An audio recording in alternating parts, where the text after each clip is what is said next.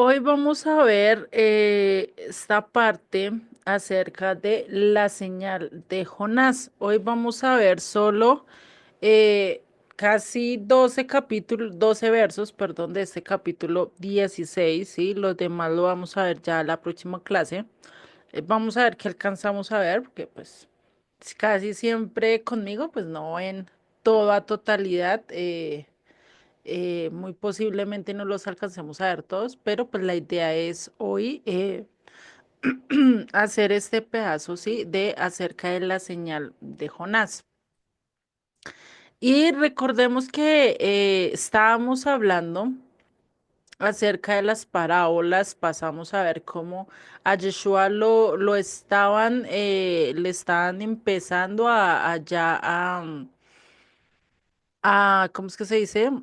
A contradecir o a formularle preguntas con tal de hacerlo caer, ¿no? Caer en lo que él estaba enseñando, en lo que él estaba diciendo, ¿sí? Y eso lo vemos por lo menos en Mateo 14 y 15, cómo pues a él le tocó responder en ciertas cosas, con ciertos argumentos, y que vimos que ahí también está mostrando toda la historia casi de Israel en estos dos pasajes, cómo él iba a restaurar a Israel, cómo la iba a levantar, ¿no?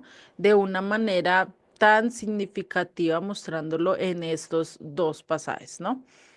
Hoy entraremos con Mateo 16, ¿sí? Del 1 al 12. Ahí yo leí que me equivoqué, me comí el 2.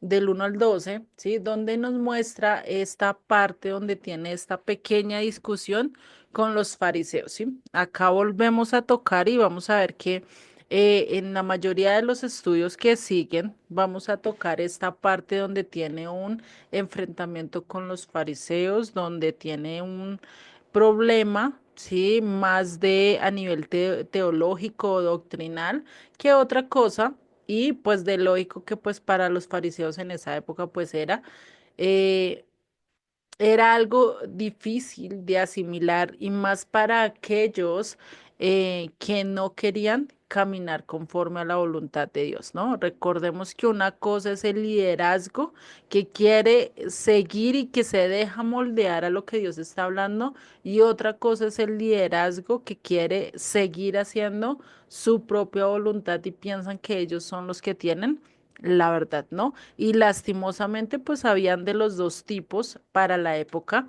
de Yeshua, ¿vale? Entonces vamos a entrar a este estudio de Mateo 16, ¿eh? Y vamos a empezar desde el verso 1. Dice, vinieron los fariseos y los saduceos para tentarle. Nuevamente vinieron a buscarle un tema de zancadilla, un tema donde él pudiera caer, ¿sí? Y algo que tenemos que tener en cuenta y es que no todos los fariseos, no todos los saduceos, pues estaban en contra de él. Recordemos que para esa época, pues había muchos pensamientos, muchas líneas de pensamientos diferentes, muchas escuelas, habían muchas corrientes a lo largo de esa época, de los cuales pues conocemos varias, como son los saduceos, fariseos, los celotes y los esenios, ¿cierto? Pero entre ellos mismos también había división, ¿sí? Había pensamientos diferentes, como lo tenemos en las casas, ¿no? Si tenemos cuatro hijos, dos posiblemente se llevan mejor que los otros dos. Y o en el colegio o en grupos de trabajo casi siempre se da y se ve el parchecito de las personas, ay, esto es por aquí, esto es por acá, yo por aquí, ¿cierto? Y haciendo grupos con las personas que somos más, eh, digamos que somos más concorde o que nos llevamos mucho mejor o que nuestro pensamiento va por el mismo estilo, ¿sí? Lo mismo estaba pasando para esa época. Los saduceos, pues era una clase privilegiada, era una clase de altos, una clase alta, por decir hoy en día, los ricos que viven al norte, que tienen sus propiedades bien grandes, ¿sí? Ellos eran una especie de aristocracia, ¿sí? Donde vivían muy cómodamente, eran intelectuales, es decir, sabían leer, escribir, se podían defender ante la sociedad, ¿sí? Y ellos tenían una perspectiva de las escrituras que decían que no, que las escrituras tenían que verse de acerca de ciertos conjuntos éticos, morales, principales para ellos, ¿sí? Y pues también se destacaba esa parte que tenían y es que algunos creían en la resurrección y otros no creían en la resurrección de los muertos, ¿no? Que era algo que se mostraba mucho en los saduceos. En los fariseos también vemos que entre ellos también habían líneas diferentes o divisiones debido a sus pensamientos, ¿sí? Recordemos que los fariseos empezaron desde la época de Grecia, de los griegos, a separarse, a decir nosotros no queremos ser como los demás. Por eso fariseos viene el término perusim, que quiere decir separados, ¿sí? Y esto es algo que se debía y era que estaba pasando en los griegos, que se estaban helenizando, que se estaban volviéndose de acuerdo a lo que estaban viviendo, estaban perdiendo. Y pues estos hombres que se empezaron a levantar dijeron, no, nosotros no vamos a hacer lo mismo, nosotros no vamos a ser iguales a los demás, nosotros vamos a marcar una diferencia, ¿sí? Y entre la línea o entre la escuela farisea había casi 7 divisiones que hoy en día se pueden reconocer debido a esto, por lo menos los ultraortodoxos, los ortodoxos, todos estos, pues tenían que ver directamente con esto, ¿no? Y pues recordemos que desde la época de Alejandro Magno, y esto lo vamos a ver un poquito más con la siguiente sección, que ya hablaríamos acerca de este encuentro que tuvo Yeshua con sus discípulos en allí en las puertas del infierno, ¿sí? Acá vemos que Alejandro Magno, pues lo que tenía en perspectiva y lo que él quería era poner su visión acerca del humanismo, acerca de que Dios era el centro de todo y como él se mostraba como Dios, ¿sí? Que eso más adelante, años más posteriores, pues iba a crear lo que era el humanismo, ¿no? Que muy posiblemente para esa época se veía, se estaba empezando a ver, de por sí a lo largo de la historia siempre ha existido el humanismo, el que el hombre quiera ser igual a Dios, ¿no? Pero digamos que no se veía tan reflejado o no era una creencia muy, muy creciente o muy resaltada en su época, ¿sí? Unos creían, otros estaban en otras creencias, ¿sí? En otras, en creer otras cosas o en otras filosofías. Y recordemos que desde Alejandro Magno, que empezó a conquistar todo, que conquistó Medo-Persia, que se hizo al trono, que empezaron a hacer su imperio como tal, pues empezaron a involucrar todo lo que es la filosofía griega, ¿sí? Y pues entre esos, pues giraba la adoración a Zeus, a Apolos, a Artemisa, a Afrodita, a todos estos dioses, pues que realmente unos exaltaban la hermosura, otros exaltaban ¿cómo es que se llama eso? Les miro acá, lo tengo por acá. Exaltaban por lo menos la belleza, el amor, por lo menos Afrodita era la diosa del amor, la diosa de la belleza, ¿sí? Por lo menos también estaba Poseidón, que era el dios del mar, de los terremotos, estaba Zeus, que era el dios del cielo, del trono, ¿no? Hades, del inframundo, de los muertos, Apolo, el de la música, el de la poesía, ¿sí? Y todo esto pensando en adorar a todos ellos con sus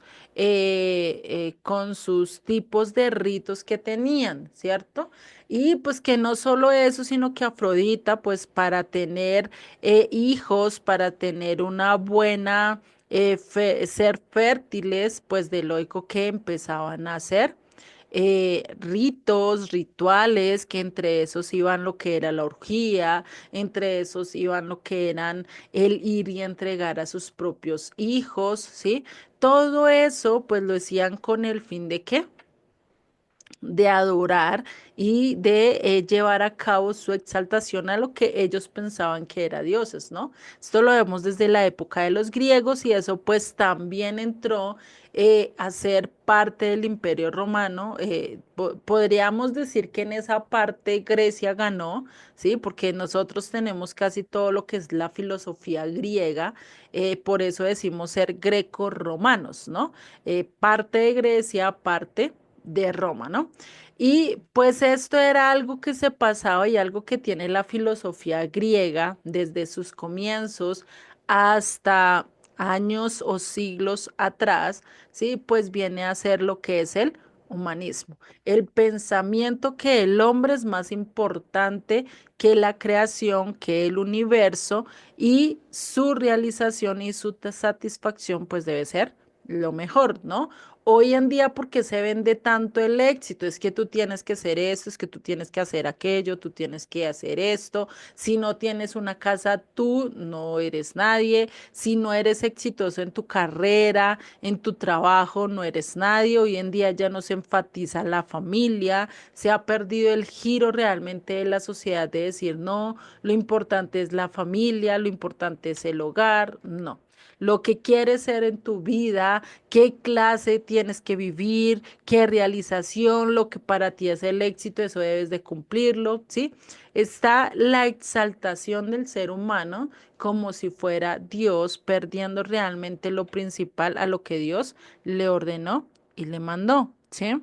Y esto pues que hace que seamos muy egoístas y por eso toda esta parte de de la filosofía pues viene lo que es el hedonismo, ¿sí? Cuando hablamos del hedonismo, es una filosofía ¿para qué? Para vivir solo el placer, vivir solo para disfrutar, que realmente en la mayoría de los casos es lo que más el hombre desea, ¿no?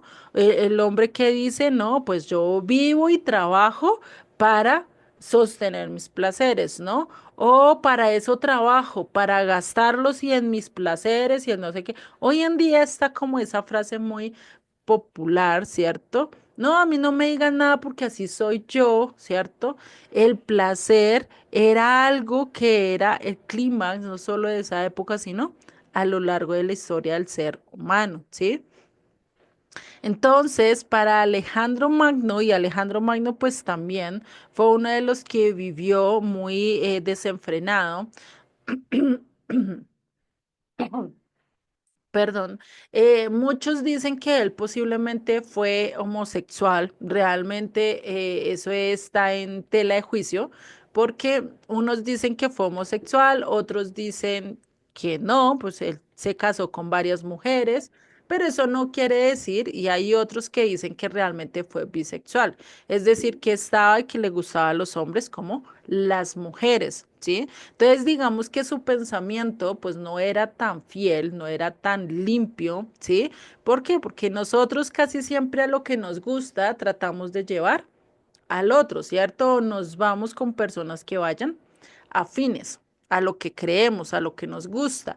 Y esa era parte de la filosofía que creía o que quería mostrar Alejandro Magno, ¿sí? El que todo el mundo pudiera vivir de acuerdo a su convicción, pudiera sentirse bien y darle rienda suelta a sus placeres sabiendo que es el centro de la creación cuando realmente no somos así, ¿cierto? No podemos decir que yo soy el centro de la creación, yo soy el centro de todo esto, porque pues no es así, ¿no? Entonces, ¿a quién le va a gustar vivir solo para sí mismo? ¿A quién no le gusta ser egoísmo? ¿Quién de nosotros no quisiera coger y gastar todo su dinero para uno mismo y no tener que cumplir con ciertas responsabilidades a todos, ¿cierto? ¿A quién no le gustaría comer de lo mejor y a veces olvidar las responsabilidades que tenemos? En cierto modo, somos así, somos de naturaleza egoístas, ¿sí? Muchos me podrían decir, no, no, no, no, no, yo cómo voy a hacer eso, yo cómo voy a dejar a mis hijos sin comida, o cómo voy a dejar a mi esposo o a mi esposa sin comer ciertas cosas o darle ciertas cosas. Bueno, eso es porque Dios ya trabajó en tu vida. Pero si tú te miras años atrás, si tú te miras cuando somos niños, los niños casi siempre quieren todo para ellos. Llega un niño con un juguete nuevo y allá se van a pelear por el juguete teniendo otros juguetes acá con que jugar, ¿no? Entonces, nosotros como seres humanos tendemos a ser ¿qué? Egoístas. ¿M? Que Dios ya empieza a trabajar en nuestras vidas, que Dios ya empieza a trabajar en nuestros corazones, pues una cosa totalmente diferente. Pero de lo contrario, somos muy egoístas. Por eso es que nosotros tenemos que mirar a lo largo de las escrituras, salir de nuestra filosofía, salir de nuestro pensamiento y mirar y empezar a ver todas las cosas de Dios de acuerdo, ¿qué? Al pensamiento hebreo, que es totalmente diferente al de nosotros, ¿sí? En el pensamiento hebreo no es el ser humano el centro de todo, sino ¿quién es el centro de todo? Dios. Por eso la vida del pueblo desde que salió de Egipto giraba alrededor ¿de qué? Del tabernáculo. No giraba alrededor de Moisés, no giraba alrededor de los jueces que estaban para liderarlos, no, sino giraba alrededor del templo, giraba alrededor de que buscaran acercarse más a Dios y que vivieran de acuerdo a lo que Dios les estaba pidiendo, ¿sí? Que fue el que creó al hombre, que fue el que nosotros somos semejanza de él, ¿sí? Y entonces, si Dios nos creó a semejanza de él, pues nos creó para servirle y para vivir de acuerdo a lo que él nos diseñó, ¿cierto? Nosotros no vamos a utilizar el celular para ponernos los de zapatos, ¿cierto? No vamos a poner a coger el celular para cocinar y utilizarlo como cuchillo. ¿Será que para eso fue diseñado el celular? No, si nosotros sabemos que el celular fue diseñado para podernos comunicar de un lugar a otro, hoy en día pues ya podemos conectarnos por chat, por videollamadas, por diferentes tipos, ¿cierto? Pero no vamos a decir, no, es que el jabón, el celular también me sirve como jabón y me va a bañar y ya, ¿cierto? No, ¿será que realmente te va a bañar y es un jabón? Pues no, porque fue diseñado con unas funciones especiales y con un objetivo en especial. Lo mismo el jabón, lo mismo los zapatos, lo mismo una camiseta, cualquier cosa que nosotros veamos, pues fue diseñado y sirve solo para ese objetivo que fue diseñado, ¿no? Nosotros no cogemos una pantalla o no cogemos un secador, un ventilador y lo utilizamos para hacer otra cosa para lo que no sirve, ¿cierto? Incluso uno desde chiquitos a los niños le enseñan esto es para esto es para lo otro, ¿cierto? El cepillo de los dientes es para bañarse la boca, no para lavar los zapatos, ¿cierto? Entonces uno empieza a enseñarles las diferencias de las cosas. ¿Sí? A decirle, no, esto se utiliza para esto y esto es para esto ya se puede utilizar para otra cosa cuando ya no sirva, ¿sí? Por lo menos el cepillo de dientes. Ya cuando a ti no te funciona, cuando ha pasado el tiempo de uso, pues lo que hace es que se bota o se deja para lavar esos rincones chiquitos que uno ni siquiera puede lavar, ¿cierto? Entonces, son cosas que nosotros tenemos que ver, que así como Dios nos diseñó, Él nos dio un objetivo y Él nos creó conforme a un diseño en especial. Que eso, ¿dónde podemos encontrar cuál es el diseño y a qué nos creó? Pues definitivamente están en su palabra. Él está en sus mandamientos, ¿sí? Y por eso, pues ahí es donde nosotros vemos que el pensamiento hebreo y el pensamiento griego son contrarios, son opuestos, no andan por el mismo camino, porque el pensamiento griego es que vive para ti, el pensamiento hebreo es vive para el creador. Son dos cosas diferentes, nos llevan a dos puntos diferentes y eso cambia todas nuestras vidas. ¿Por qué? Porque si yo vivo en el pensamiento griego, pues voy a ser egoísta. Ah, tengo que vivir para mí.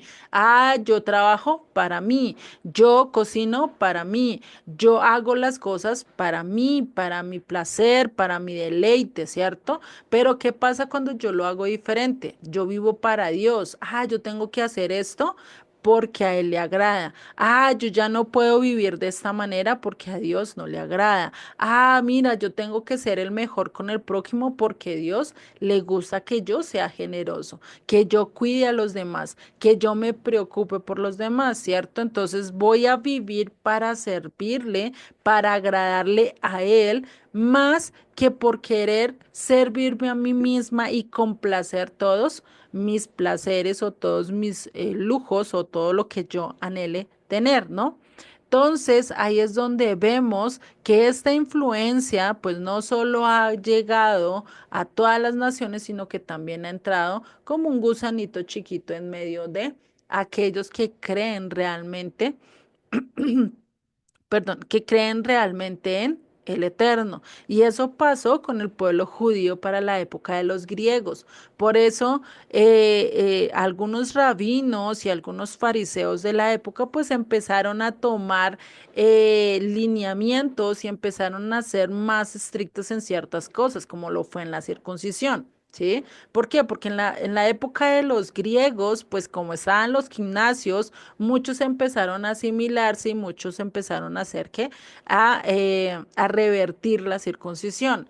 Al hacer eso, pues, ¿qué estaba pasando? Estaban dejando de seguir a Dios por complacer al ser humano, ¿cierto? Y esto, pues muchos de los fariseos dijeron, esto no puede seguir así, no va a ser así, y empezaron a crear lo que hoy en día se conoce como el rito de la circuncisión, hacer una circuncisión de tal modo que no haya reversión, que no se pueda revertir. ¿Sí? Y pues eso hizo que se cambiara un poco más acerca de quiénes podían entrar, cómo se tenía que hacer todo esto por lo mismo, porque no querían volver a que pasara lo mismo y muchos se asimilaran o muchos quisieran helenizarse con tal de estar a la moda de lo que la sociedad dice, ¿sí?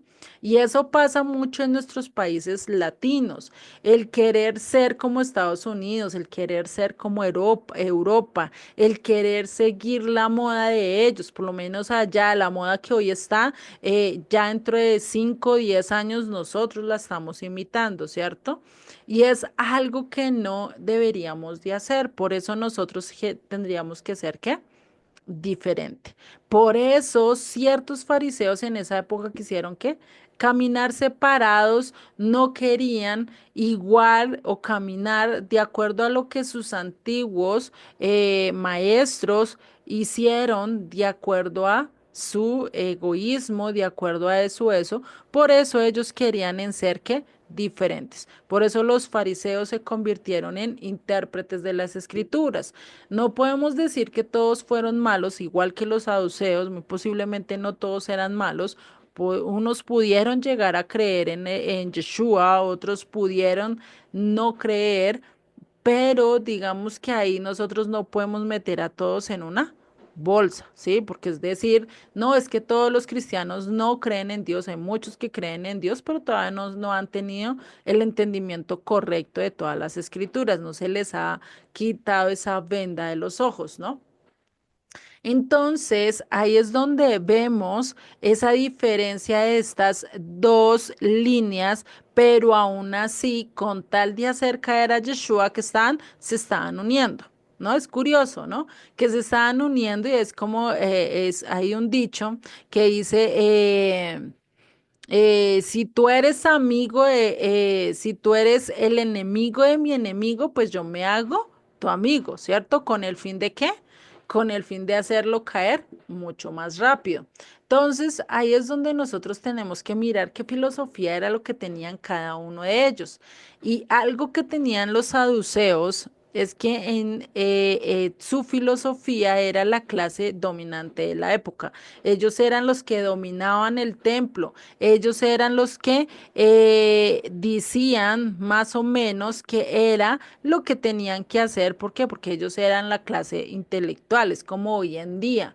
Aquellos políticos, aquellos que empiezan a hacer y dirigen el país hacia cierto lugar, ¿sí? Y pues ahí es donde nosotros tenemos que mirar, ¿sí? Por eso los saduceos, pues, ¿qué empezaron a hacer? A hacer compinches de Roma, empezaron a hacer tratos con Roma, ¿sí? Y pues ahí es donde se empieza a mezclar esa filosofía. Después de que Roma empieza a conquistar a Grecia, absorbió a muchos de sus dioses, les cambió nomás el nombre, pero en sí estaban creyendo en lo mismo, ¿sí?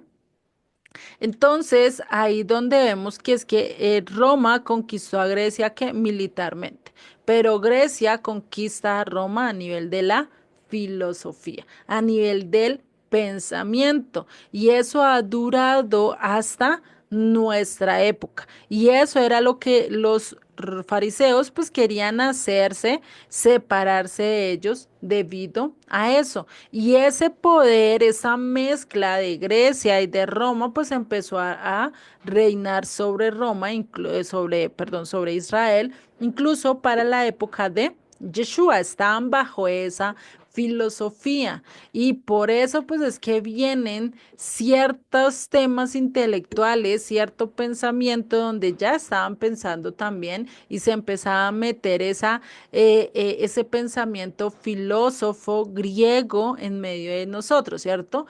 Por lo menos esa filosofía de quién soy yo, de dónde vengo, ese es un pensamiento muy hacia allá, hacia la filosofía, hacia el querer yo descubrir mi origen, mi existencialismo, cuando ya Dios desde el principio nos dijo, yo soy tu creador, tú tienes el propósito de vivir para mí, de servirme, de honrarme, ¿cierto?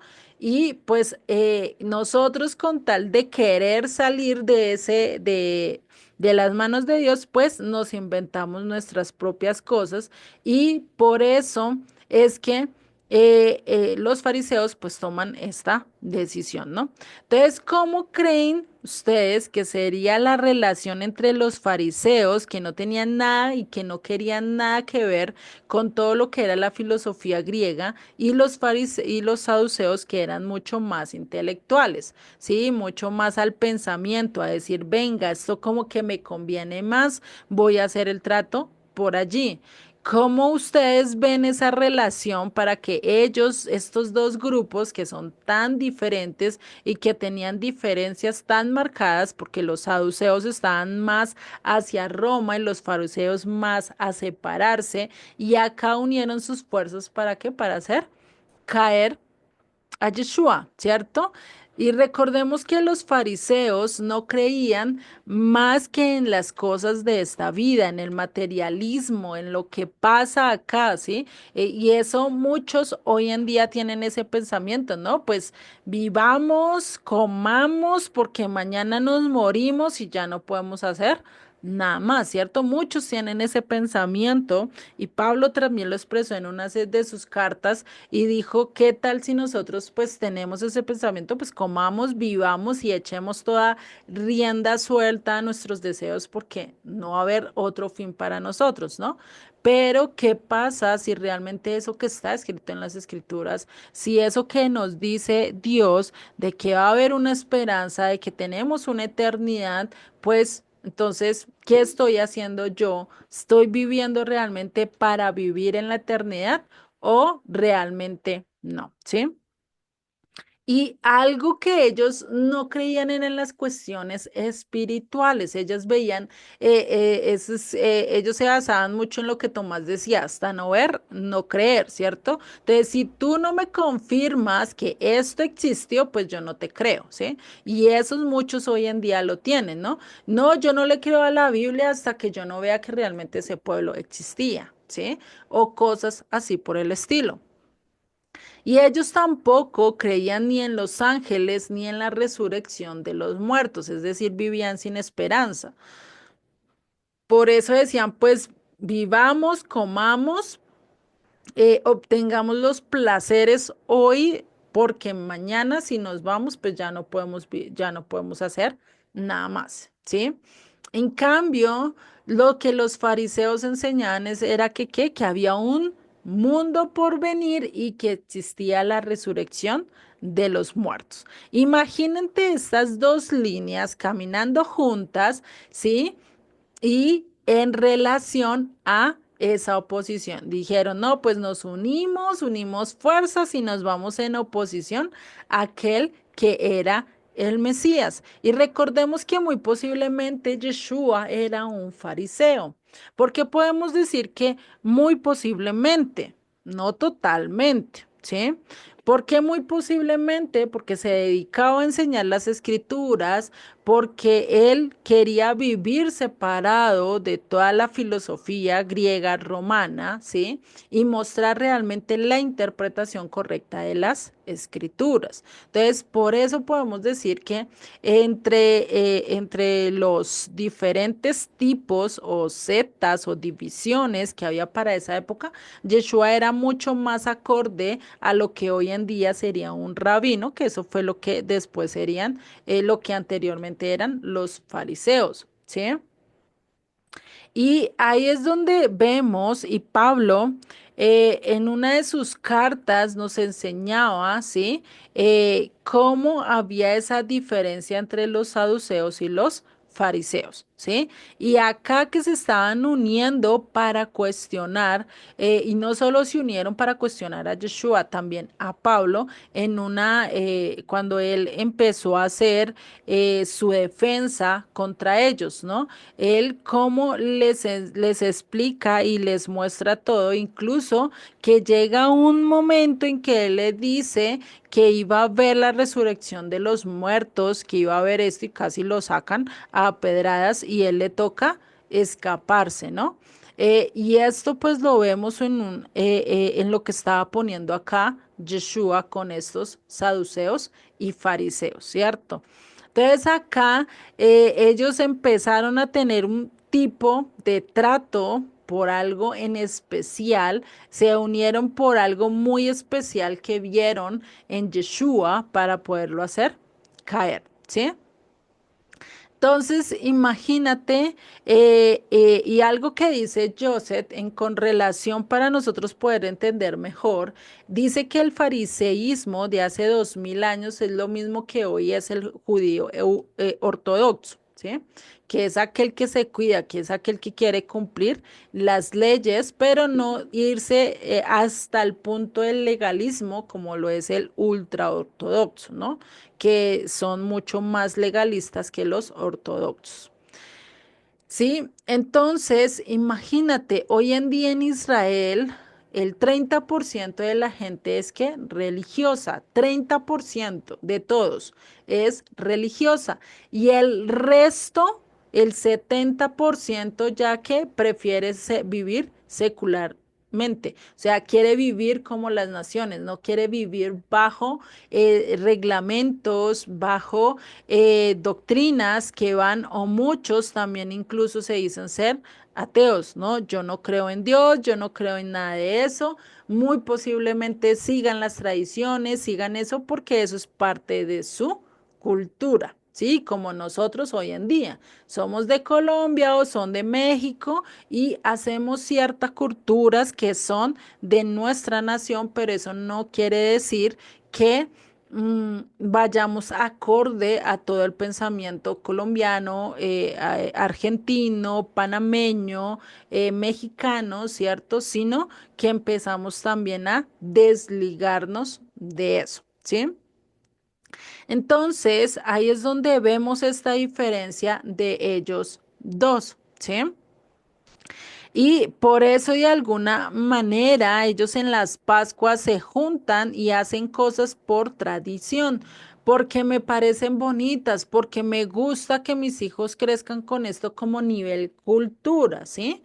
Pero no porque sea algo que yo quiera hacer y porque quiera implementarlo por el significado que tiene, ¿no?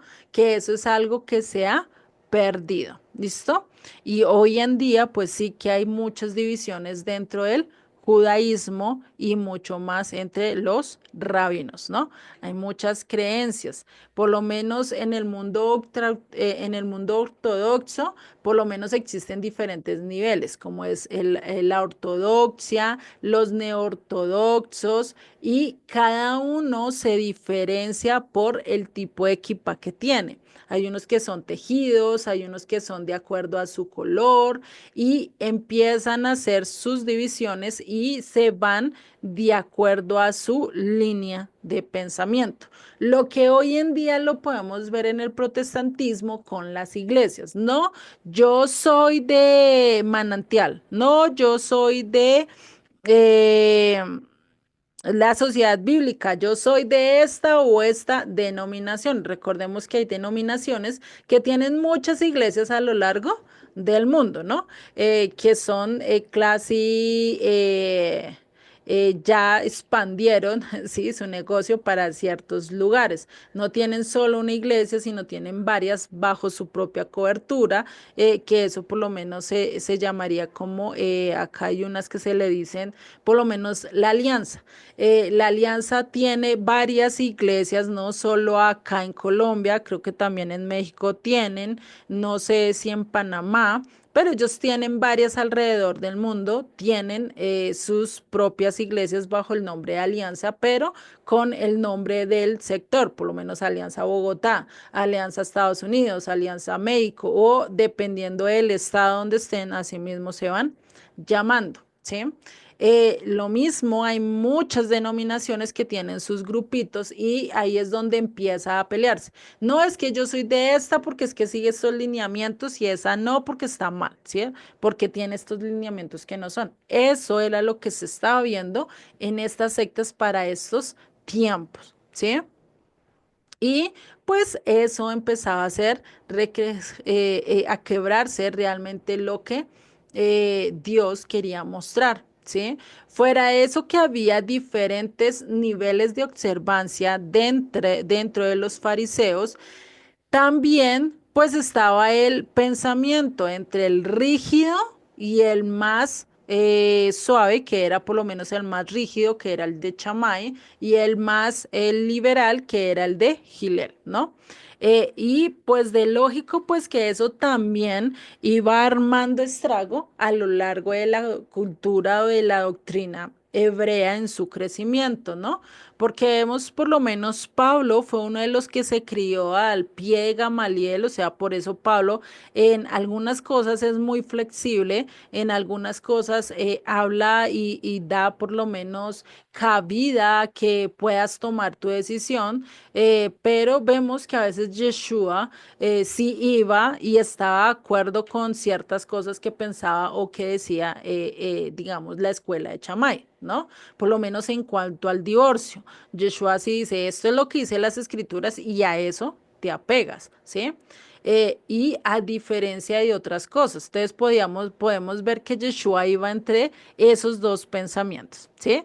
Decía, sí, estoy de acuerdo con este pensamiento de Chamay, en este no tanto me voy un poquito más por Gilel, o si no decía, no, esto se va a balancear de este modo, y así vamos hacerlo, ¿sí? Entonces, digamos que nosotros tenemos que mirar de acuerdo a lo que realmente Dios está diciendo, su pensamiento nos dice que nosotros debemos de hacer, no de acuerdo a lo que ellos estaban pensando o diciendo, ¿sí?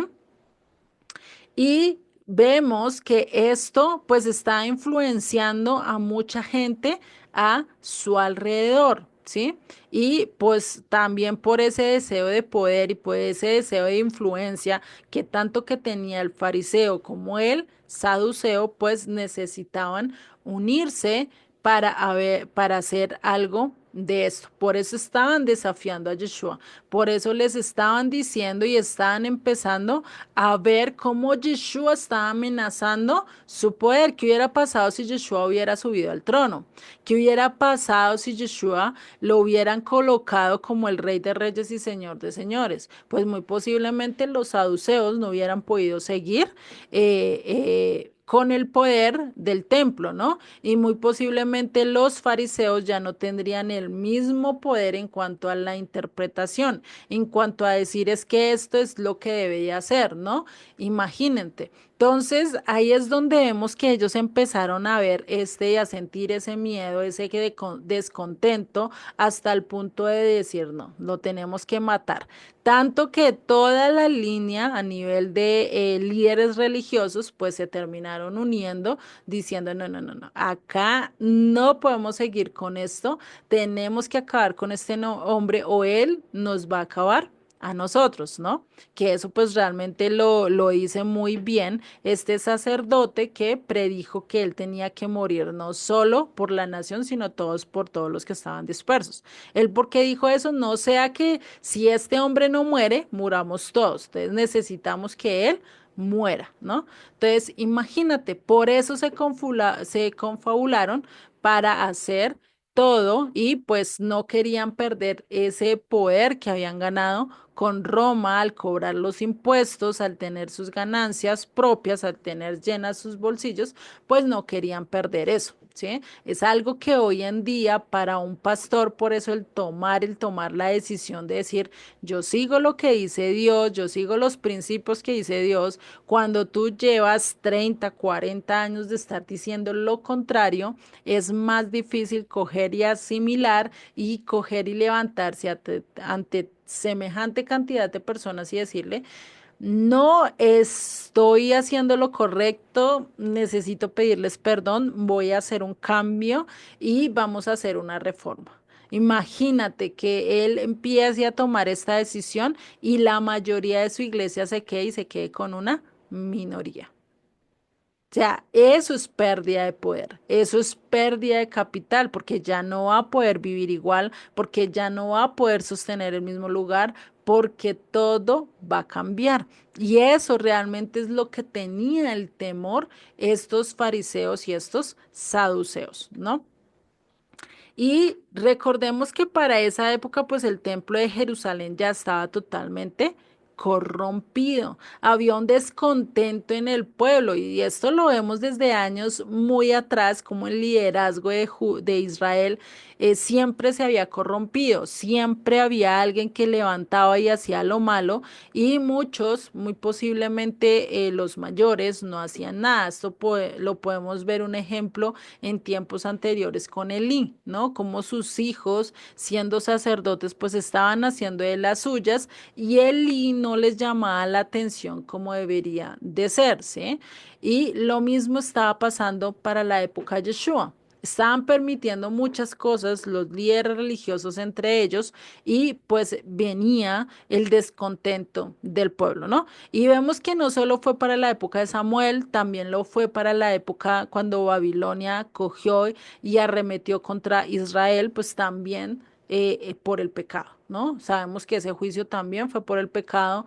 Vemos esa visión que tuvo Ezequiel acerca de lo que se estaba viendo en el templo, ¿no? Y cómo eso afectó a todos en ese momento, ¿no?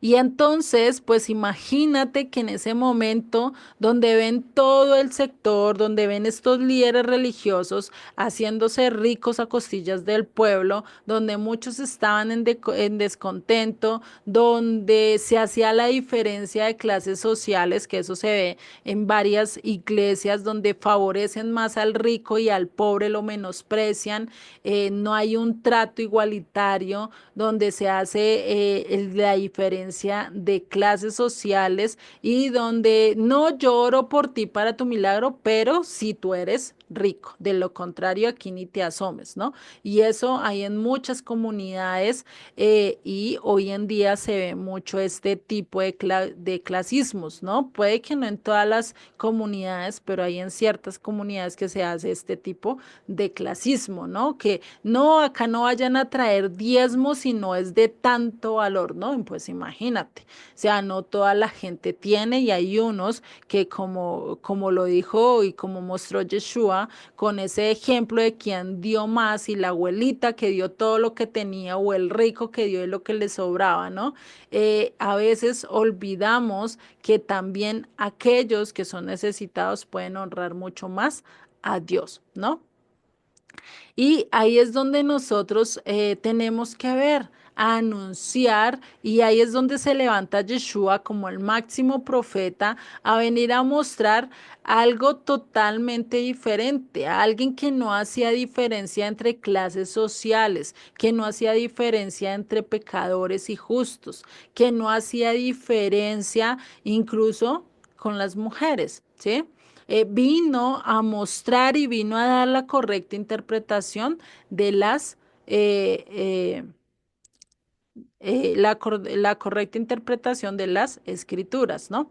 Entonces, ahí es donde vemos, por lo menos cuando él alimentó a los 4.000, a los 5.000, ¿no? Pues cómo hizo toda esta parte de mostrar ese amor y de querer saber y decir, no, yo tengo que ayudarles, nos tenemos que hacer algo, ¿cierto? Vemos que él sintió esa compasión por todos ellos de decir, no, acá tenemos que hacer algo, ¿no? No podemos dejarlos así, incluso cuando sanó a ese leproso. ¿Será que él, qué tal si hubiera dicho, no, no, no, no, venga, no se me acerque, no me toque, no me mire, sí, porque me pasa lo feo, me pasa lo esto, como a veces nosotros por lo menos lo hacemos con un indigente, ¿no? El olor a feo, el olor a esto, ya nosotros con la cara lo alejamos, ¿no? Pues imagínate la diferencia de Yeshua con respecto a lo que hemos sido nosotros en algún aspecto de nuestras vidas. Y ahí es donde nosotros vemos ese ejemplo tan grande y por eso es que nosotros debemos de qué? De ir y caminar de acuerdo a su voluntad. Pero vemos acá cómo vienen estos saduceos y estos fariseos pidiéndole señal. O sea, a ellos no les bastaba con tener la señal de toda esta alimentación que vieron y todas esas canastas o esas cestas que sobraron. No les importó o ver a un leproso sanado, o ver a toda esta gente que sanó nomás con tocarle el borde de su manto, cómo eran sanas, cómo eran libertadas, y aún así ellos decían, no, queremos ver señal de ti. Imagínate, o sea, eso es algo irrisorio, eso es decir, yo no he visto tus maravillas, no las puedo complementar, ¿no? Imagínate, contemplar todo esto. Y por eso nos sigue diciendo, ahí, vamos a volver a leer el verso 1. Dice, vinieron los fariseos y los saduceos para tentarle y le pidieron que les mostrase señal del cielo. Mas él respondiendo les dijo, cuando anochece decís buen tiempo, porque el cielo tiene arreboles. ¿Sí? Y acá cuando habla de que el cielo tiene reboles, es cuando el cielo tiene esos tonos rojizos, no sé si ustedes los han visto, han podido contemplar un atardecer de cielos rojizos, pues dice y se cree que cuando son de colores rojizos es porque va a haber un buen clima, o sea, no va a haber lluvia, no va a haber tanto frío, vamos a estar como, digamos, en lo bueno, ¿sí? Y pues imagínate, entonces él le está diciendo, ah, o sea que ustedes cuando viene la noche, pues decir buen tiempo, o sea, vienen los alrededores, está buen tiempo, ¿cierto? ¿Y esto qué quería decir? Y es que para esa época, ellos pensaban que incluso Satanás podía hacer este tipo de señales que estaba haciendo Yeshua. Y ya lo vamos a ver. Dice el verso 3. Y dice, y por la mañana hoy habrá tempestad, porque tiene arreboles el cielo nublado. Hipócritas, que sabéis distinguir el aspecto del cielo, mas las señales de los tiempos no podéis. O sea, imagínate lo que les está diciendo. Y eso no va al campo y la gente de campo te puede decir, no, va a venir la lluvia y tú puedes ver despejado y tú dices, pero ¿dónde viene la lluvia, cierto? Y ellos saben por ciertas cosas como el viento, como el aire, bueno, todo eso ellos ya pueden decir, viene mal clima, ¿cierto? Y eso es lo que estaban haciendo estos fariseos. Conocían por ciertas señales del cielo, por ciertas actitudes, lo que antiguamente por lo menos el ver una nube negra ya eso va a llover, ¿sí? Venga, hagamos todo, recojamos todo porque va a llover. Hoy en día ya casi ni se da cuenta uno, o uno en la ciudad casi ni le fija en las señales que da el cielo, ¿no? Por eso Yeshua les dice, venga, o sea, ustedes cómo son de hipócritas, o sea, sí dicen que reconocen esto, pero no reconocen las señales del último tiempo que están ya profetizadas en varias, en Zacarías, en Daniel, en Joel. Ustedes no reconocen esto, ustedes no han entendido esto, por eso les dice hipócritas. O sea, ¿cómo se llaman líderes si ni siquiera conocen esto y desameritan la señal que él les estaba mostrando? ¿Sí? Entonces acá nosotros tenemos que venir y preguntarnos, venga, pero ¿por qué pide una señal del cielo? Luego, ¿acaso lo que él estaba haciendo, el sanar a todas estas multitudes, no era una señal del cielo? ¿Ustedes qué podrían pensar? ¿Será que Satanás bien puede hacer este tipo de señales tal cual de sanar, así como Yeshua lo hizo? ¿Qué me dicen ustedes? Yo creo que no, pues pienso yo, no sé si esté mal. Ujú, No, porque de todas maneras lo que hacía Yeshua era muy diferente para sanar. ujú. No sé, su merced me dirá. Ya ahorita lo vamos a ver. Solecito, ¿tú qué ibas a decir? Pues yo también pienso que no, sí hay en la actualidad magos y gente que practica la magia, ¿no? Sí, Pero no hacen los milagros que de hacía dioses. Yeshua. Yeshua hacía el bien, Yeshua hacía los milagros porque tenía que cumplir todas las promesas que habían sido escritas y todas ¿cómo le llaman? Las profecías que estaban escritas de él y Ujú. tenía que mostrarlas a la gente para que pues supieran que él es Yeshua, ¿no? Que él es el Salvador. Aunque la gente conociendo las cosas pues estaban en ceguera espiritual y no veían todos esos milagros en Yeshua. Exactamente, sí. Y realmente ustedes tienen razón. El enemigo no puede igualar a las cosas que Dios hace, pues porque pues Dios es perfecto, Dios es de todo, ¿no? Y ahí es donde tenemos que ver la gran diferencia, ¿no? De lo que realmente estaba pasando por ellos. ¿Por qué? Porque a estos saduceos, a estos fariseos, realmente el que hiciera tantas señales para ellos era algo, no sé cómo decirlo en este momento, es como si no les bastase, es como si no les importasen, ¿no? Por lo menos yo cuando era chiquita yo veía esos milagros y eran piernas creciendo y alineándose la una con la otra, milagros como que un tablero totalmente aparecía con manitas, como si hubieran sido ungido. Y uno dice, bueno, pues son cosas de Dios, o sea, como yo no voy a creer que Dios estuvo aquí si hizo semejantes milagros, ¿no? Imagínate para esa época ver esa cantidad de milagros que Dios hacía, sanar a una mujer con la mano seca, sanar a un leproso. ¿Quién podía sanar a un leproso? O sea, ni porque se bañaran en agua santa, ¿no? En agua santificada, pues tampoco por eso se iban a sanar. El único que lo podía hacer era ¿quién? El Eterno, ¿sí? Y recordemos que a él incluso le dicen, no, es que él le está sacando los demonios por Belcebú, ¿no? Y eso se lo dijeron en un determinado momento a Yeshua. No, es que él está sacando los demonios y están sacando todo por Belcebú, como si realmente Satanás hiciera su contraparte, ¿no? Entonces, había mucha creencia para esa época acerca de que el maligno pues tenía mucho poder y podía hacer incluso señales. ¿Sí? Y entre esas señales pues estaba el aspecto de sanar a la gente, ¿no? Y por eso es que ese concepto que habían de los falsos profetas, pues eran capaces de hacer tipo de milagros terrenales. Y eso es un concepto que hasta hoy muchos tienen. Yo no me acuerdo, había una película que yo vi acerca del Apocalipsis y se veía como Satanás para engañar a la gente le sanaba las piernas, le sanaba los brazos. No sé si ustedes se fijaron en una película que mostraron así.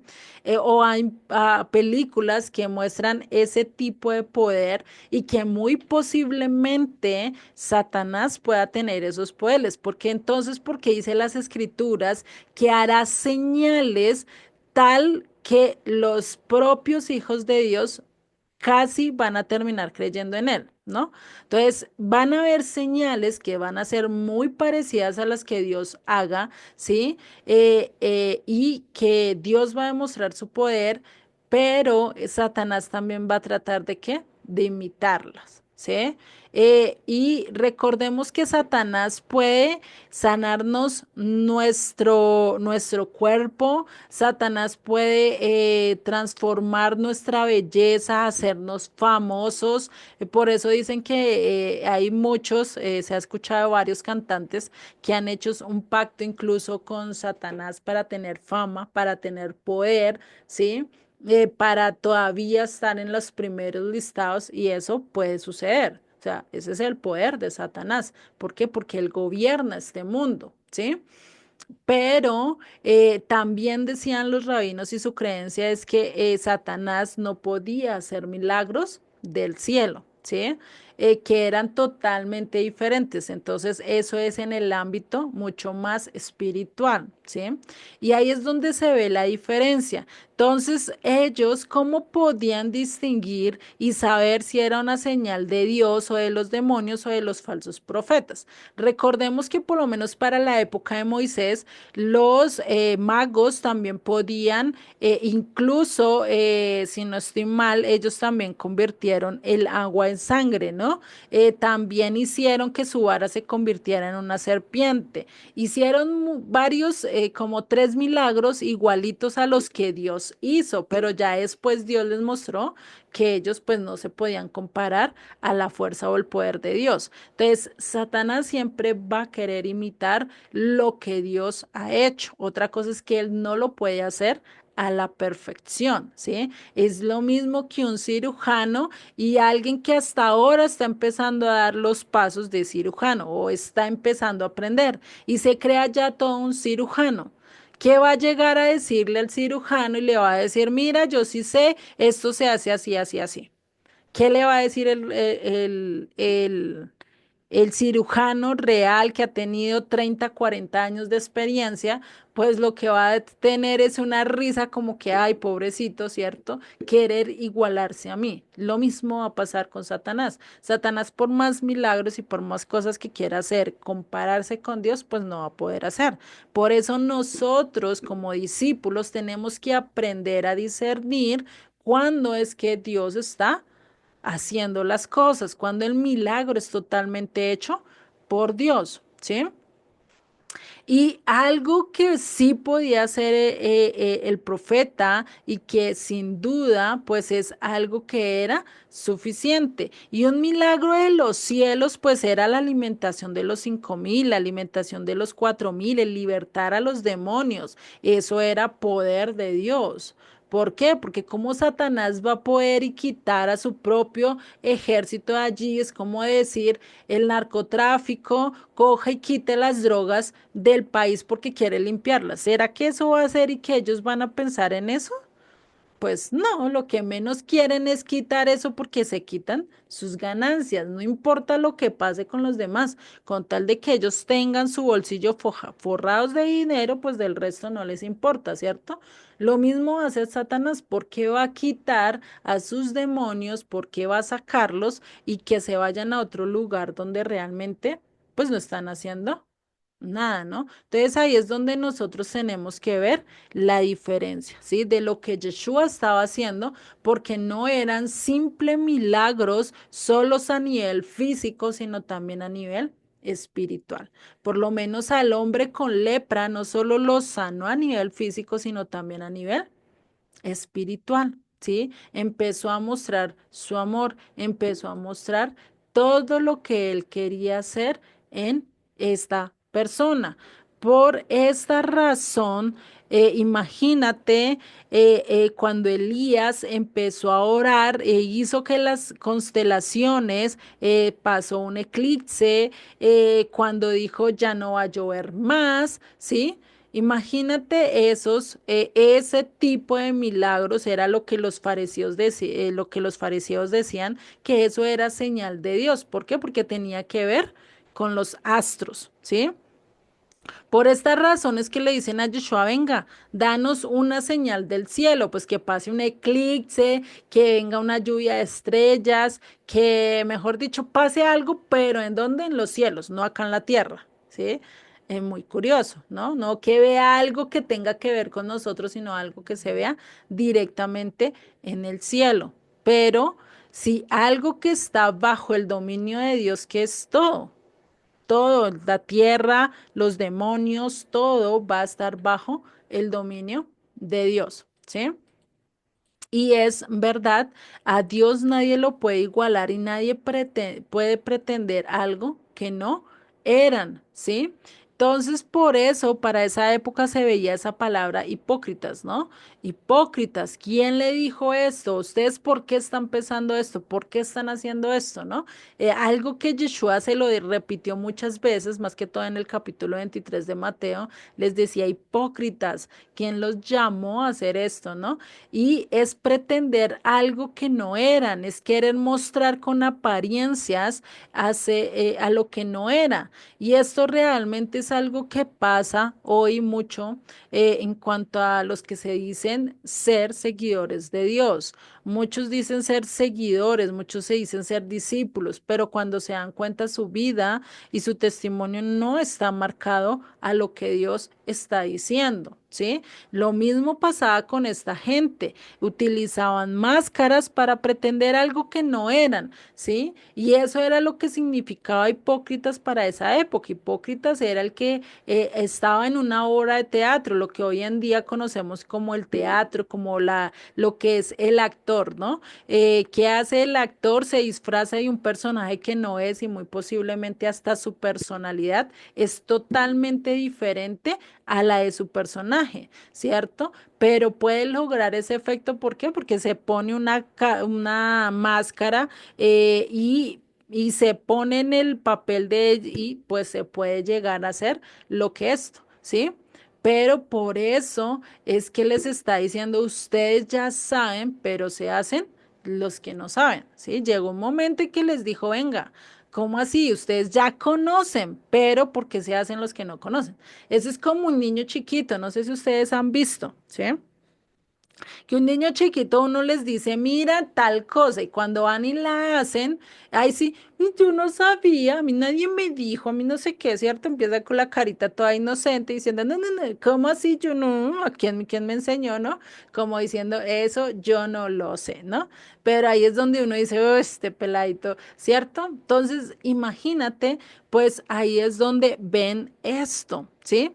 Y ellos por eso estaban pidiendo esta clase de señales celestiales, como diciendo, no, no hay, y hay señales que solo son de Dios, hay otras señales que son del diablo, pero ahí ellos están enfatizando, no, danos una señal del cielo, ¿no?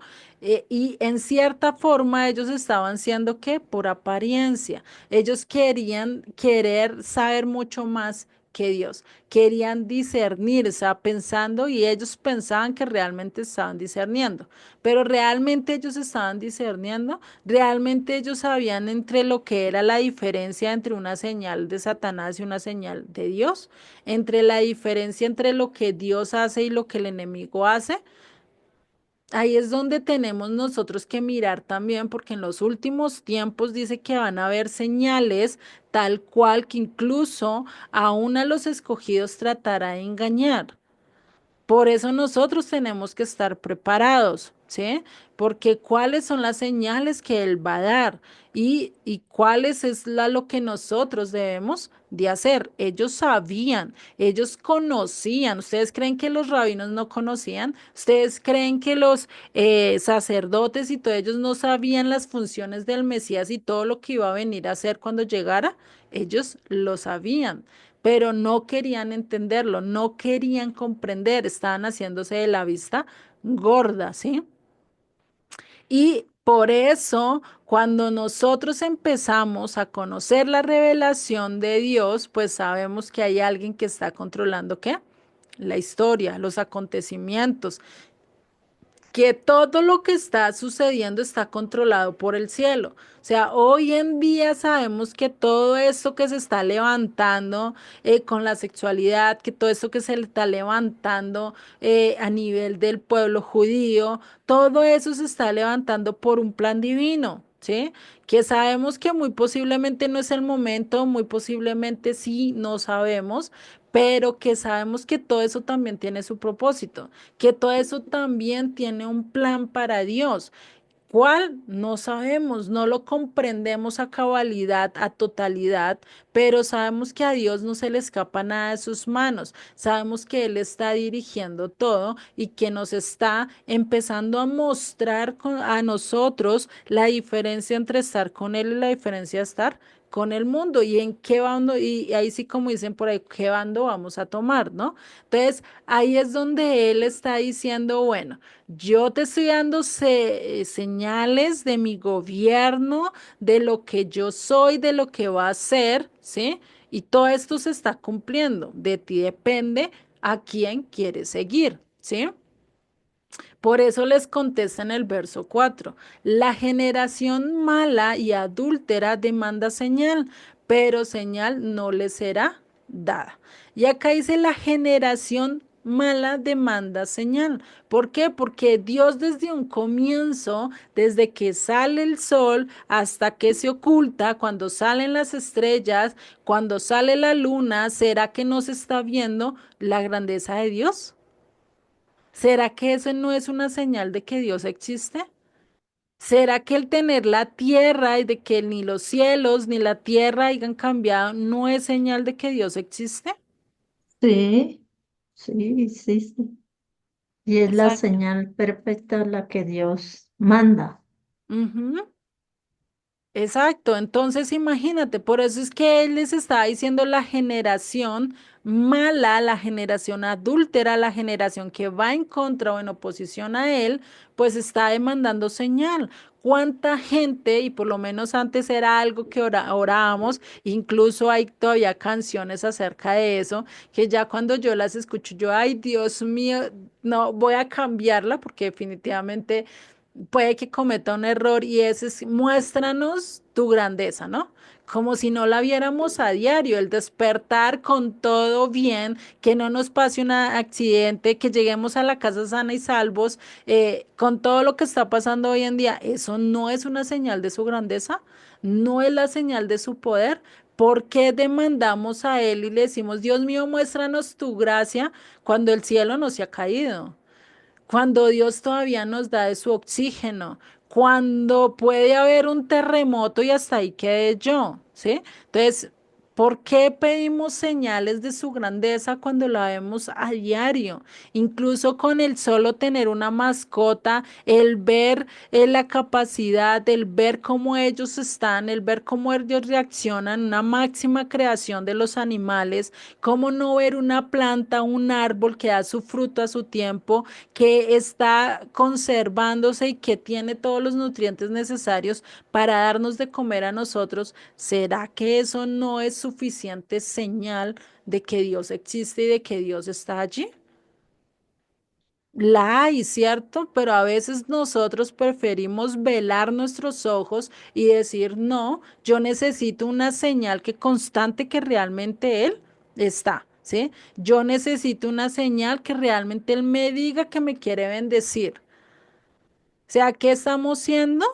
Muy orgullosos, o sea, pretendemos ser algo que realmente no somos. Somos una simple creación de Dios. Por eso dice que la generación mala y adúltera, aquellos que están en contraposición de él, que están en oposición a lo que él cree o él dice, ¿sí?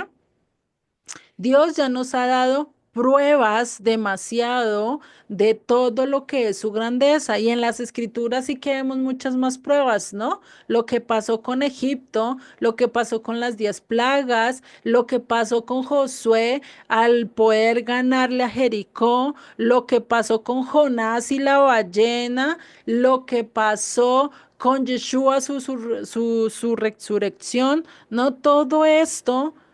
¿Qué es? ¿Cierto? Y todos esos milagros que han pasado a lo largo de la historia y que incluso han pasado en nuestras vidas cuando Dios nos salva de un atraco, de un accidente donde vimos que casi nuestra vida estaba pendiendo de un hilo y ahí Dios nos salva y nos rescató y todavía estamos acá en pie, ¿no? Entonces, recordemos que los milagros no son los que convierten a la gente y eso es algo que alguien que sí lo pudo explicar y señalar muy bien fue Pedro. Pedro estuvo en el monte de la transformación, vio ese milagro tan grande de cómo se transformó Yeshua y estuvo al lado de Moisés y Elías, ¿no? Y cómo fue esa transformación, pero eso que incluso que dice él en su carta, tenemos la palabra profética más segura, a la cual no debemos resistir, debemos de estar seguros en ellas. ¿Y cuál es esa palabra profética segura? El milagro, todas las sanaciones que él hizo, todo lo que Pedro vio acerca de Yeshua, no. Él dice, tenemos la palabra profética más segura que ¿cuál era? El Tanakh. Para esa época era todo el Antiguo Testamento, ¿sí? Imagínate, si Pedro dijo esto, si fue capaz de decir, venga, las señales no son los que cambian, por más milagro que tú tengas y por más sanidad que Dios te haga a ti, eso no va a hacer que tú cambies tu corazón. Y lo hemos visto a lo largo de la historia con el pueblo de Israel después de salir de Egipto, después de ver semejantes señales, le creyó a Dios y caminó conforme a la voluntad de Dios. Los que más caminaron fueron aquellos que no lo vieron y solo escucharon las historias, ¿no? Que fueron los jóvenes que crecieron a lo largo de los 40 años. Del resto, todos los que vieron esas señales, excepto Josué y Caleb, pasaron a la tierra prometida. El resto, todos quedaron ¿dónde? En el desierto. Imagínate la gran diferencia, es que realmente los milagros a nosotros no nos convierten, los milagros no hacen que nosotros caminemos de acuerdo a la voluntad de Dios. Puede ser el principio que te atrajo a Dios, puede ser esa señal que tú querías o puede ser esa red con la que te pescó a ti, pero eso no quiere decir que tú hayas creído por ese milagro que obtuviste, sino que creíste después por ciertas cosas que vinieron a pasar en tu vida, por ver que Dios estaba allí en cada instante y en cada momento de tu vida, a pesar de que no tuviste muchos milagros y muchas señales en tu vida, ¿sí? Y esto nos lo confirma el Salmo 119:7. Dice, la ley del Eterno es perfecta, que convierte el alma. El testimonio del Eterno es fiel, que hace sabio al sencillo.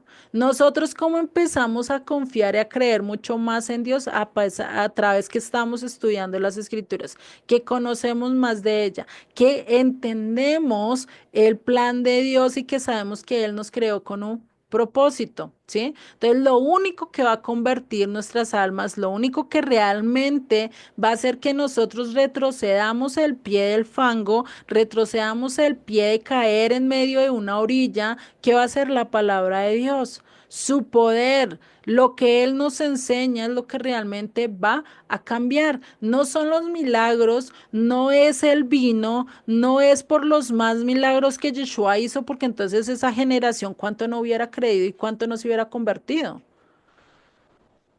Imagínate todos los que vieron el milagro de que Lázaro resucitara, que vieran el agua convertido en vino, que vieran a un leproso sanarse. O sea, yo con eso yo ya me hubiera convertido. Muchos dicen eso. Pero ¿qué pasa alrededor de nosotros cuando alguien se salvó en un estrellazo y se salvó por un hilito de pelo? ¿Y uno será que le da gracias a Dios? Uno dice, uy, se salvó, pero es que sí es mucho, tiene mucha suerte, ¿no? ¿Y dónde están las gracias a Dios? Ahí es donde nosotros como seres humanos a veces pensamos que las señales son más importantes que lo que realmente dice la palabra. Por eso es que cuando venga los últimos tiempos, nosotros es cuando más tenemos que ceñirnos a qué? A la palabra más que a las señales, porque las señales pueden ser opuestas a lo que Dios quiere. O puede que Dios muestre un tipo de señales que ya están en las escrituras y que ya Él nos dijo, ¿sí? Y eso va a reafirmar nuestra fe. Así como se reafirmó la fe de muchos en el tiempo de Yeshua cuando vieron que muchas de las profecías se estaban cumpliendo en la vida de Yeshua y que creyeron en Yeshua no por los milagros que hacía, sino porque vieron en él cumplidas las escrituras, que es otra cosa muy diferente. Porque nosotros sabemos que Yeshua es el Mesías porque vemos todas esas profecías del Antiguo Testamento que se estaban cumpliendo en su vida y todas otras que se están cumpliendo hoy en día. Y eso yo lo vi mucho al estudiar Zacarías, hace poco que estábamos estudiando con un grupo y veíamos cómo realmente a lo largo de todo lo que decía el profeta Zacarías había muchas profecías que ya Yeshua estaba cumpliendo y está cumpliendo hoy en día. Y que todavía falta otras para que se cumplan, sí, pero ya no falta mucho para que se cumplan, ¿no? Ya estamos cerca de la venida de Él. Por eso Él les dice, mala generación, mala y adúltera demanda señal, pero señal no les será dada, sino la señal del profeta Jonás. Y lo chistoso es que les da una señal que ellos ya conocían, una señal que ellos ya distinguían y acerca de un profeta como Jonás. Jonás tenía el propósito de ir y traer a los gentiles, ¿cierto? De llevar la salvación, la palabra a los gentiles, no a través de señales, no a través de milagros. Y eso fue lo que menos hizo Jonás. Jonás no quería que se sanaran, Jonás no quería que se salvaran, Jonás no quería que creyeran, los quería era ver qué, destruidos, ¿no? A diferencia de lo que Dios quería hacer. Y acá es donde vamos a ver que esta señal de Jonás acerca de la resurrección, pues es la que hoy en día no se entiende mucho, ni en el protestantismo, ni en el catolicismo. Y nosotros en su llegada momento tampoco la pasábamos por alto, ¿cierto? Ni siquiera sabíamos que existía esta señal de Jonás, algunos ni sabíamos, ¿cierto? Pero ¿qué pasa con aquellos que fueron testigos de la resurrección de Yeshua? ¿Qué pasa con aquellos que vieron cómo Jonás realmente aplicó y llevó la palabra de Dios, pero que no fue por él que se salvaron todos? ¿Mm? Entonces, ¿cómo podemos aplicar la señal de Jonás a esta generación? ¿Sí? A esta gente de esta generación. Y vemos que, que Jonás lo que tenía que hacer era ¿qué? Predicarle a los gentiles. Jonás no fue y les dijo, no, venga, los vengo a sanar, a libertar, venga, quien quiere que ore por él para que lo sane, para que lo liberte. No, Jonás lo que menos quería era que se arrepintieran, pero lo muy chistoso es que fue el profeta más exitoso de todas las escrituras. Solo con que le dijera, de aquí a 40 días, Nínive va a ser destruida, todos empezaron a creer. Y él no creo que se hubiera sentado y les hubiera empezado a explicarle, a no ser que le hubieran dicho, venga, venga, Jonás, explícanos qué es lo que quieres decir. Pero el resto, ¿ustedes creen que él tenía la intención de mostrarles las escrituras y de que se salvaran? ¿Realmente? No. ¿Sí? Eso realmente, y eso fue la diferencia de Yeshua a Jonás. O sea, no solo fue en la señal de Jonás que iba a durar en el pez 3 días y 3 noches, sino también el cumplir el propósito de Jonás, que Yeshua no lo hizo con esa misma intención de Jonás, que era destruir al pueblo. Voy a darle la palabra de Dios, pero se la voy a dar de tal modo que no se puedan arrepentir. Porque ¿qué era lo que le decía a Jonás? Arrepiéntanse porque de aquí a 40 días se va a destruir el Nínive, ¿no? Ni siquiera les decía arrepiéntanse, les decía de aquí a 40 días se va a destruir Nínive. Él pasó y pregonó la noticia, así es como cuando pasan acá pregonando la noticia, venga, tenemos reunión del tal cosa, uno ya sabe, pero ¿será que uno la acepta primera? Y ahí es donde vemos el obrar de Dios a pesar de lo que Jonás no quería que llegara a hacer, de que se convirtieran, de que llegaran a Dios, ¿no? Y eso es lo que hizo Yeshua. Yeshua en su momento dijo, yo voy a hacer lo que Jonás tenía que hacer, pero lo voy a hacer con amor, lo voy a hacer con gozo. Quiero dar mi vida por ellos.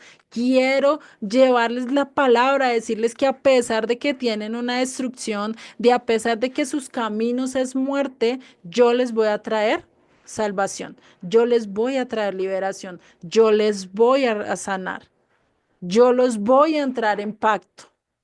Pues imagínate, ¿no? La gran diferencia de lo que fue Yeshua a lo largo de la historia, a lo largo de todo lo que nos muestra los evangelios, a lo que fue Jonás. Ustedes pueden mirar la actitud de Jonás incluso hasta el último instante.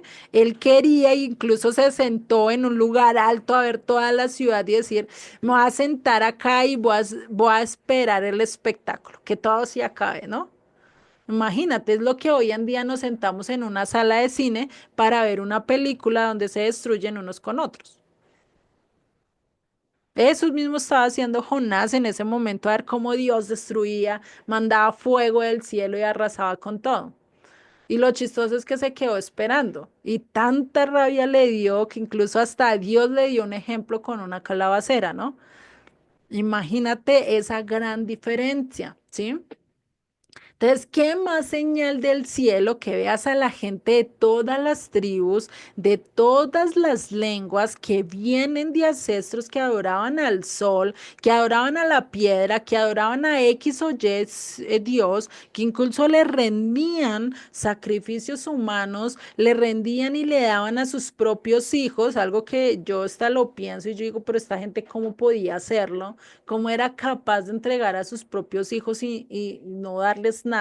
O bueno, seguirlo haciendo sin importar el dolor que sentían. Eh, ¿Qué hacer eso y que en estos tiempos quieran guardar la ley, se aparten de todo eso que estaban haciendo y quieran cumplir y obedecer a Dios? O sea, ¿será que eso no es una señal más grande del cielo? ¿Será que esa no es una señal más grande en tu vida, que a pesar de que tú fuiste lo que fuiste, de a pesar de que el lodo donde saliste, de a pesar de la vida que tuviste, Dios te sacó de allí y tú estás obedeciendo y reconociendo la voluntad de Dios? Eso realmente sí es una señal del cielo. Eso realmente sí se muestra que Dios está obrando en nuestras vidas. Y eso es lo que Yeshua les estaba diciendo. Si ustedes están guardando mis mandamientos, si ustedes quieren seguir a Dios, ¿qué más señales están pidiendo? ¿Por qué se enfocan en milagros físicos? ¿Por qué se enfocan en señales que ustedes ya han tenido desde la fundación del mundo?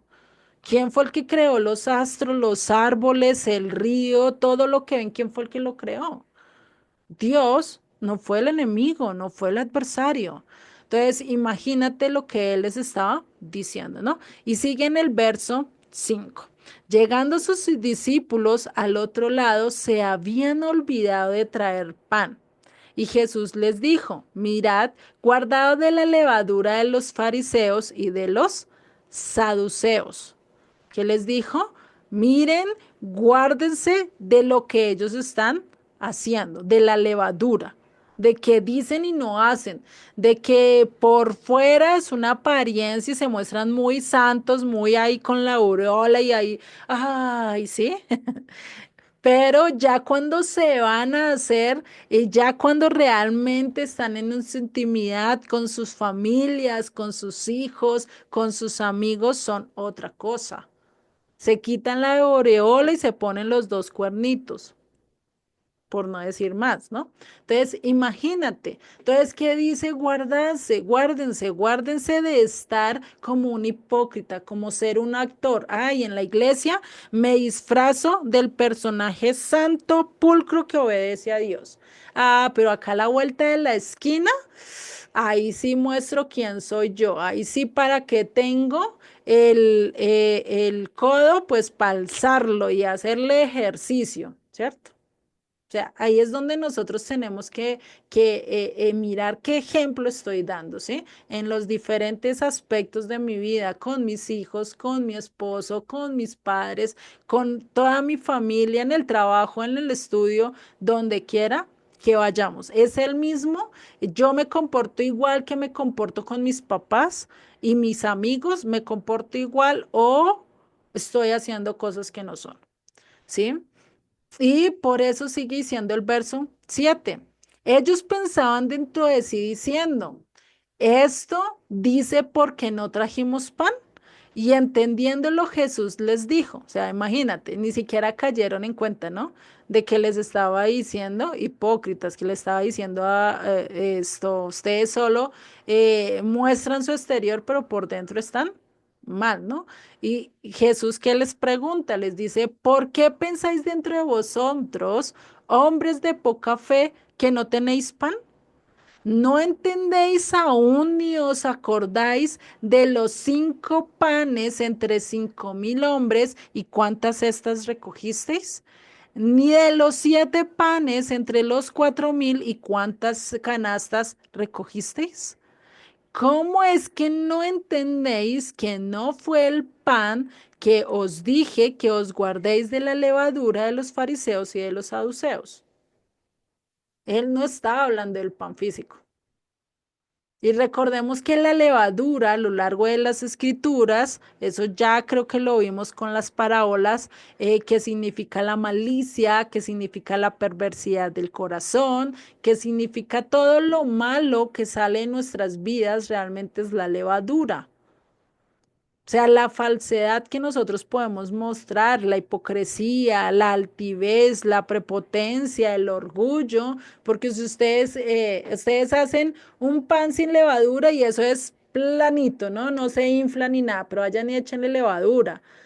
¿Y qué pasa? Se infla y por dentro aire, ¿no? No sé si ustedes han comido pan y ustedes dicen, me robaron. Se veía tan bonito, tan gordito, que ay, dan ganas de comerlo, pero cuando lo cogiste, se desinfló, ¿no? Lo mismo pasa con la levadura. La levadura es pura altivez, pura prepotencia. Y eso es lo que les estaba diciendo. ¿No saben de qué les estoy hablando? ¿No entendieron cuando hablamos de los panes de los 5.000, de los 4.000? ¿Cuántas cestas se recogieron? ¿No entendieron esas señales? Y es curioso porque todo eso va ligado a las escrituras, lo vimos, ¿no? 5 panes, 2 peces, 5 libros de Moisés, las 2 casas de Israel. Después vimos que fueron 7 panes y 4.000 personas, ¿cierto? Donde los 7 era la representación de la plenitud de todos aquellos que iban a venir de donde, de los 4 puntos cardinales. Son señales directas que Dios les está diciendo, yo voy a cumplir lo que dice las escrituras, yo voy a cumplir lo que dice Ezequiel 36:37, que voy a traer a todos mis hijos, todos aquellos que se perdieron, que olvidaron su identidad, los voy a recoger de entre los 4 puntos de la tierra y van a volver acá, van a volver a buscarme, van a volver a mirarme. Yo voy a restaurar las 2 casas a través de las escrituras. Voy a lavarlos, voy a limpiarlos con mi palabra, con los 5 libros de la ley. Eso no fue lo que vimos, eso no fue lo que ellos estaban viviendo, pero a ellos ¿qué? Se les olvidó. No conectaron, todo pensaron que estaba pasando físicamente y a veces nosotros solo pensamos que Dios se mueve a nivel físico. Esperamos señales físicas, esperamos milagros físicos, pero nos olvidamos que Él se mueve más a nivel espiritual, ¿sí? Por eso cuando vimos por lo menos el milagro del leproso, ¿no? Si tú quieres, sáname. Él ya te sanó, él ya te libertó a nivel de eternidad. Para él nosotros ya estamos sanos, ya estamos libres. Pero el problema es que nosotros queremos todo ya. Ah, yo te pido esto y es ya, ¿no? Es igual que los niños chiquitos hoy en día más. Ellos le dicen, no, es que quiero un yogur y tiene que ser de inmediato, si no, mejor dicho, qué pataleta te arman. O si te piden un favor y si tú no se los das de una vez, eso es mejor dicho, ¿no? Una afrenta contra ellos. ¿No? Y hay personas, incluso ya adultas, que son así, no, todo para allá. No, es que te mandé esto y el trabajo dura. Y dicen, no, es que es para allá, ¿qué haces que no lo ha terminado, no? Y uno dice, o sea, pues, si es tan fácil, pues hágalo usted, ¿no? Uno por dentro les quiere contestar, ¿no? Pero ahí donde vemos la diferencia en lo que a veces nosotros vemos a lo que Dios está viendo. Nosotros no podemos mirar con los mismos ojos que ve el mundo. Tenemos que empezar a discernir con los ojos de Dios. ¿Y eso quién es el único que nos va a poder dar ese discernimiento?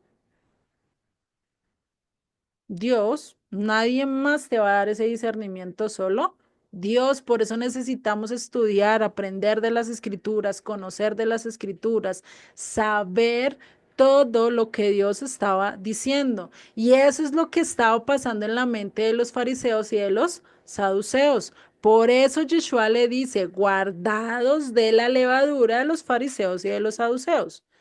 ¿Por qué? Porque ellos estaban teniendo su mirada en qué, en lo terrenal, en lo físico. Ellos estaban temorosos a perder su posición, a perder su poder, a perder su estatus. En vez de estar temerosos de perder la eternidad, de perder su salvación. ¿Cuántos de nosotros a veces olvidamos la salvación y nos enfocamos más en lo que tenemos al frente? En lo físico, en lo material, cuando eso, pues si estamos en este mundo se puede recuperar. Que es difícil, no se los voy a negar, pero ahí es donde nosotros tenemos que trabajar en nuestras vidas, ¿no? Ahí sí, como dicen por ahí, del dicho al trecho hay mucho. Del dicho al hecho hay mucho trecho, ¿sí? Entonces, eso era lo que pasaba para ellos. Nos toca trabajar en nuestras vidas. Por eso esta vida es un proceso. No estamos en una carrera de 100 metros, de 2 metros. Estamos en una carrera que va a durar todas nuestras vidas. Y todas nuestras vidas va a tener que pasar por un proceso necesario para Y comprender. vamos lentamente, lentamente, porque no podemos a la carrera, porque entonces no entendemos la palabra de Dios. Nos toca es paso por paso. Ujú. Pues Exactamente, ¿sí? Todos vamos aprendiendo y todos vamos captando de una manera que Dios nos va enseñando. Por eso lo único que podemos hacer es cumplir, obedecer lo que vayamos entendiendo, lo que vayamos conociendo de Dios, ponerlo en práctica y tratar de guardarlo y tratar de cumplirlo, ¿sí? Y esto es algo que nosotros tenemos que hacernos, estas dos preguntas, ¿sí?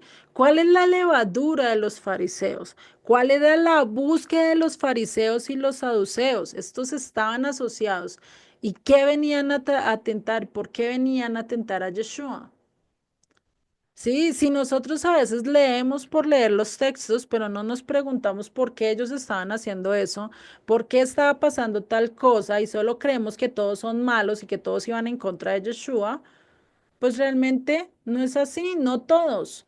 Sí, no todos son malos, no todos van en contra de lo que dice Yeshua, sino que realmente su primer interés era ¿qué? Su vida terrenal. Hoy en día porque dicen, no, es que seguir a Dios, es que no sé qué, es que yo voy a perder esto, voy a perder lo otro, y eso pasa mucho más con líderes que tienen mucho más prestigio y mucha más fama, lo que yo les decía casi al principio. Un pastor que tenga una iglesia de 1000 personas y Dios le empiece a abrir los ojos y le empiece a mostrar todo esto, ¿ustedes qué creen que pasará con él?